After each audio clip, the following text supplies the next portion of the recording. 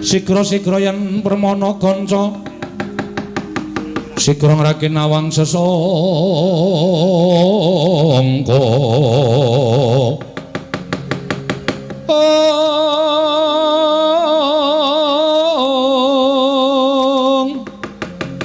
Nalindra Mekmarwa sing sang Katri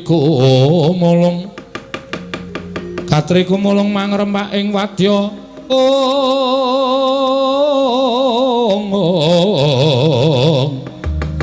Kurta kula reka giri-giri ora nanggono magawe gelarira wang-wang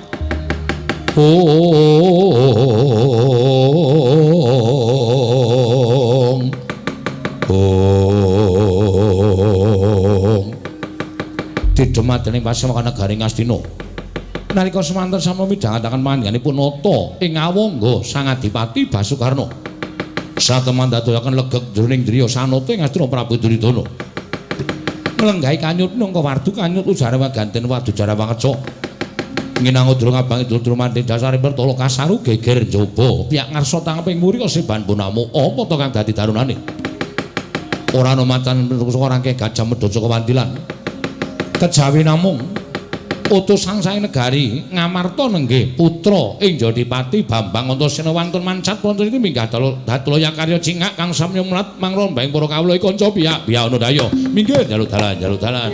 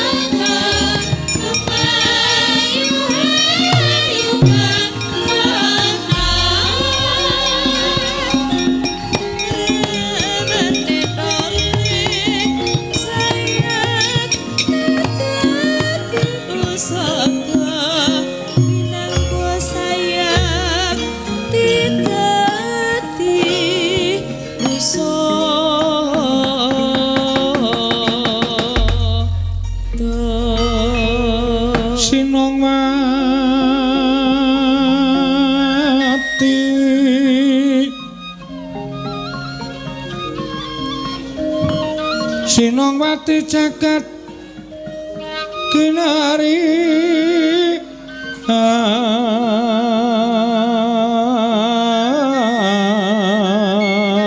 among mbak lumembak ombak ing samudra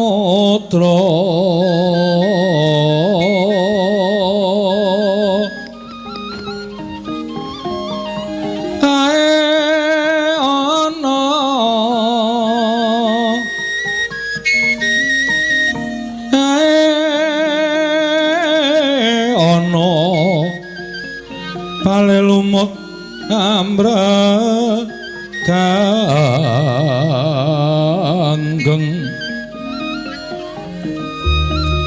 awita denceng-dencengan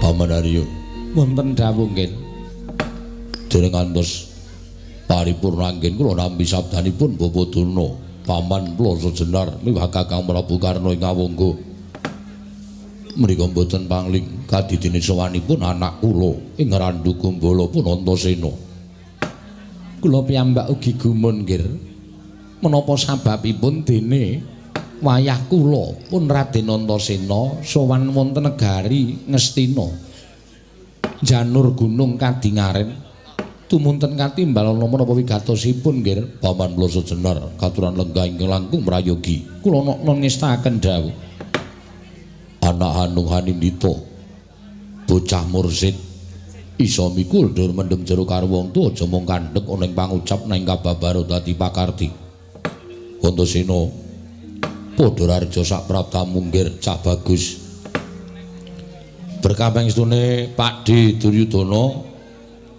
Slamet tekaku Pakde aku ngaturke sembahku katur yo tak tampa ora liwat pangestu ning wong atuh amung Astina Tampanono tak gegem dadekake jimat wayah Mas katuran karaharjan rawuhipun nggih Simbah Plasa Jenar slamet tekaku Mbah aku ngaturke basaku katur yo Mbah kula tampi nggih kula tampi sinten ingkang nderekaken yo mung ijen wae kok Mbah nggih dipun sekecaken anggenipun lenggah wis ora kurang kepenak praptaku ana negara Ngastina Simbah Patih Plasa Jenar oh gandak bleguduk soal gembol semorante hawala Antasena kuwi padha raja sak praptamu nggih putuku cah bagus putuku cah Dlonet Antasena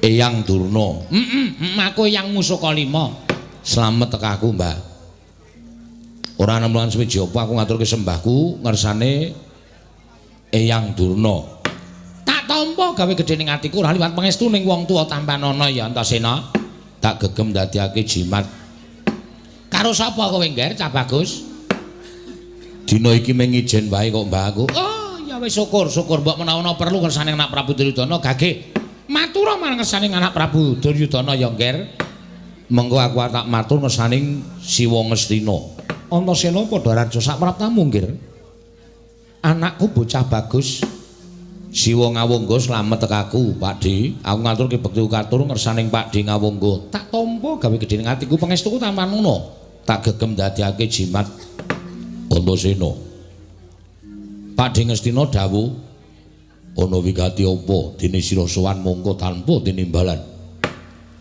sing gedhe pangapuramu ya Dik sowanku ana negara Ngastina iki nuwun sewu nadyan iki nedeng pasewakan aku gawe kaget penggaling Pakde Duryudana ning arep aku wis matur aku nuwun sewu yen to sowanku iki ora ana perlune karo Pakde Duryudana ora ana perlune karo panjenengan ingsun ora perlu mopo sowan ana ing negara Ngastina aku mau jane sowan iki ora niat ning negara Ngastina ning Gandeng Jujuk Sukalima ya kuwi ning ngene mbahku Simbah Durna Sukalima kok lawange digrendel Simbah Durna ora ana.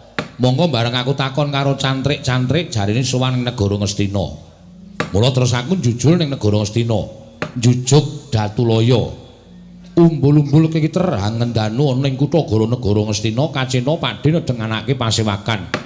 Tanpa taliwara aku terus munggah Datulaya. Mula sing gedhe pangapuramu ya, Di. Ora dadi ngopo Cah Bagus.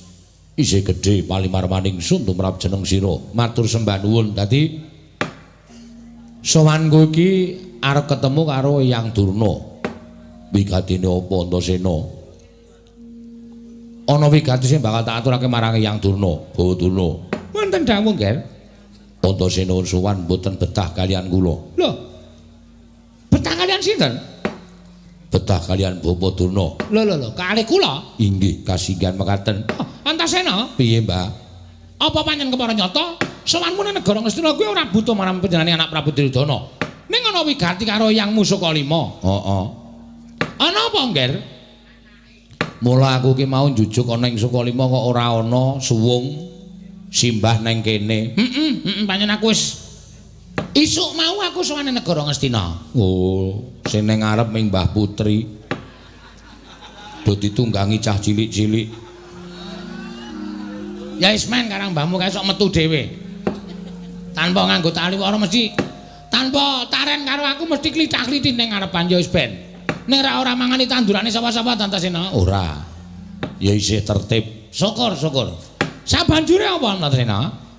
Aku sowan Pak Simbah Durna ki nampa dawuh ngendikane bapak. Oh. Bapakmu Werkudara? Heeh. Ditimbali ana ing kasatriyan Jodipati bapak dawuh karo aku.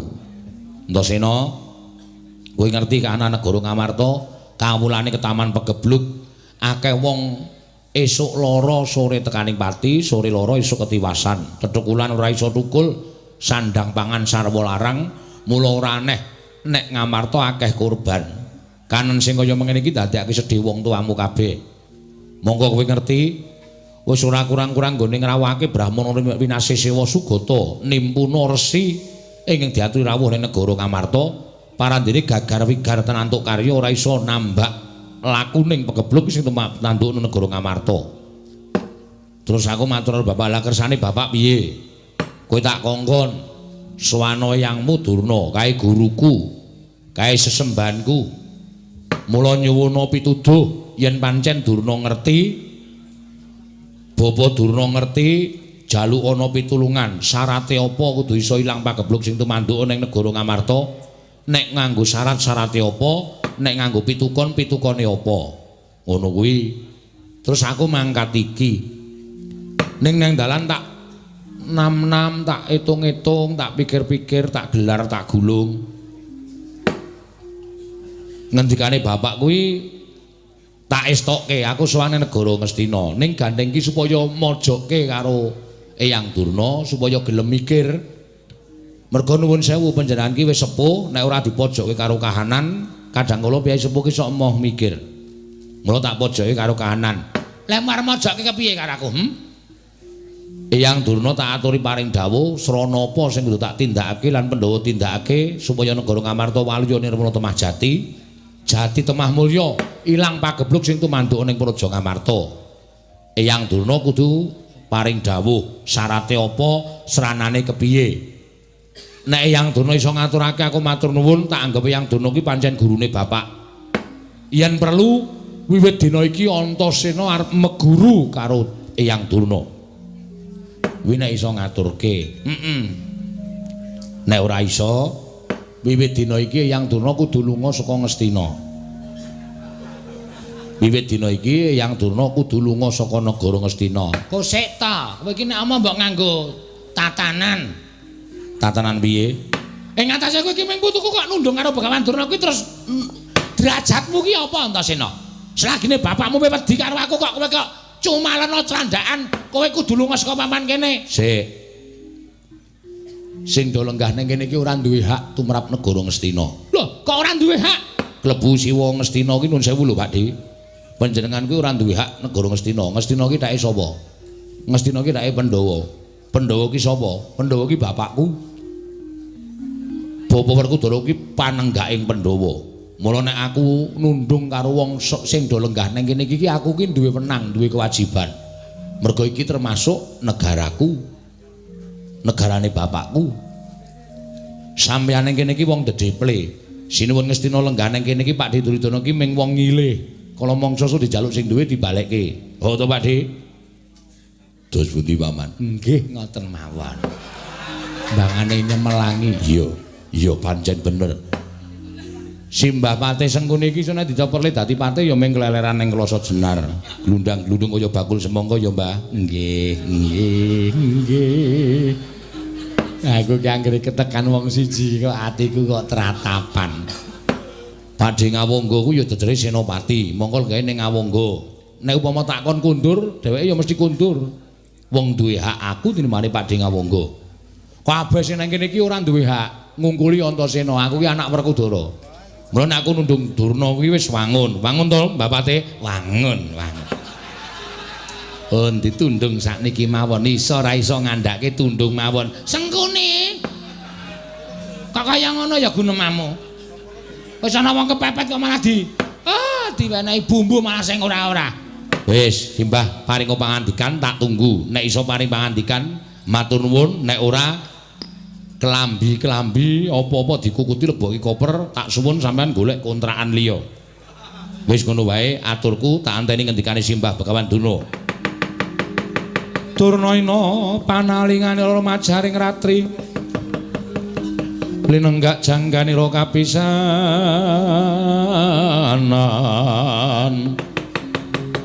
Aneng perang Bratayuda.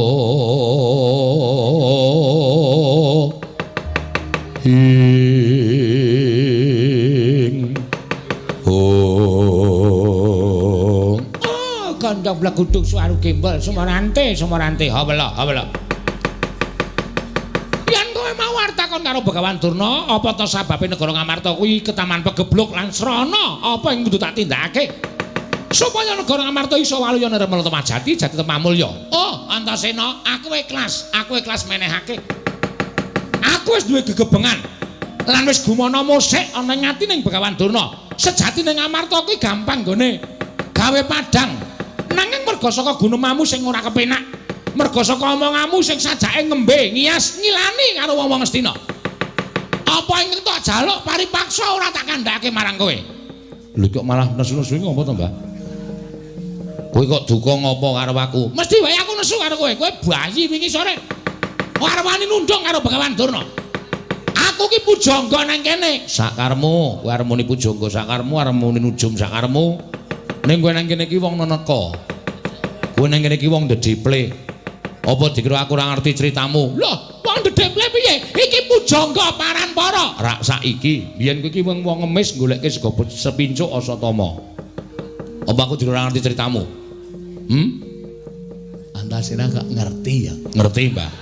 Mbak coba didongengke. Rasa. Senengane kok, Sengkuni iki senengane bungah nek aku kepirangan.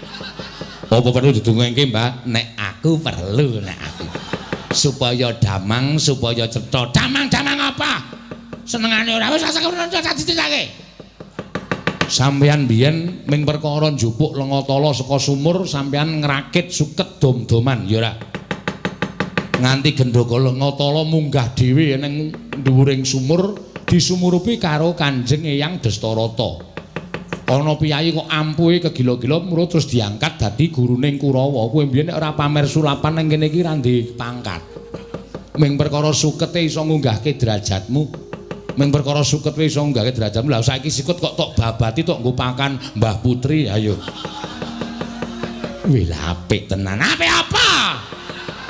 Kaya ngono apik ora. Ya ta. Mula aku nundung karo sampeyan ki wis sak trepe, sadurunge Simbah Dastarata kuwi dadi ratu ning negara Ngastina. Sing dadi ratu kuwi Simbah Pandhu. Nanging Simbah Pandhu nalika semana murut ning Kasedan Jati manjing alam pamancat mapan tepet suci sinendal mayang dening para dewa weling karo Simbah Dastarata. Nek negara dititipke karo Simbah Dastarata, sak mangsa-mangsa wong tuaku Pandhawa wis dewasa kon balekke. Ning wangune ngemut gula krasa legi moh nglepeh.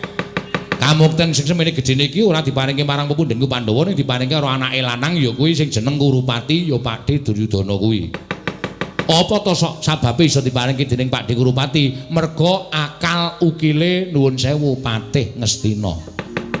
Merga nek Ngastina iki bali marang panguwasaning para Pandhawa, Simbah Patih Sengkuni kae ora duwe kelungguhan, ora iso slegrang-slegreng nyam kamukten, ora iso mangani bondo negara Ngastina, ora sugih kaya saiki. Mula dheweke budidaya Pandhawa karo Kurawa tansah dibenthik-benthike saben dina. Aja nganti rukun, aja nganti campur, kuwi kabeh merga politike Simbah Patih Sengkuni. Apa ora kowe? Gentenan. Ora apa-apa kok nek aku. Kula wis biasa kok dinekke kaya ngoten. Mula saiki sing lenggah dampar Sinten Prabu Duryudana, Siwa Ngastina kuwi mung minangka ratu wakil. Arep kudrating jagat wis dipadha ngerti, sesuk bali ning negara Ngastina kuwi nganggo perang gedhe ya kuwi Bratayuda Jaya Binangun. Ning saora-orane tata lair sing lenggah Siwa Duryudana, batin aku melu nduweni negara Ngastina. Nek sampean ora iso ngandhake piye carane Ngamarta iso waluya Nirmala Temahjati, Simbah Duna kudu lunga saka papan kene. Antasena. Piye? Lah kok dadi kewanen kowe nunduk aku? Karung-karungake kok saya kewanen. Saya ngiyas karo wong Ngastina, saya ngilani karo wong Ngastina. Aku ora bakal menehke apa to ingkang dadi syarat seranane yen Pandhawa bisa waluya Nirmala Temahjati, Ngamarta bisa padhang meneh. Ora bakal tak kandhakake. Nek ngono sampean tetep jarak perkara, Antasena kudu nundung karo sampean. Loh, selagine bapakmu wedi karo aku.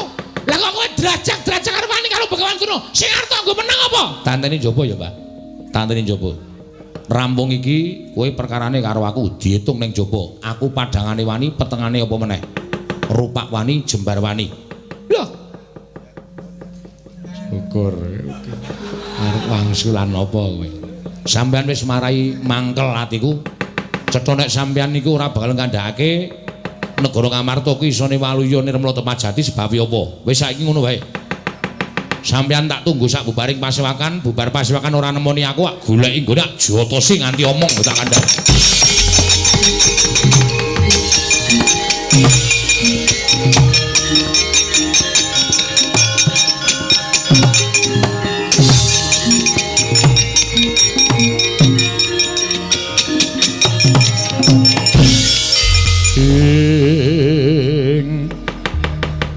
Sring Astina Maha Prabu Duryudana alon ngandika doharine ingsun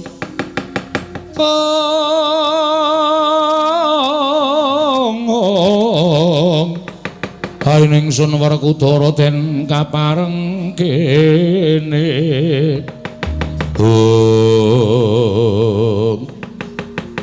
senengane kok wong kok jarak perkara.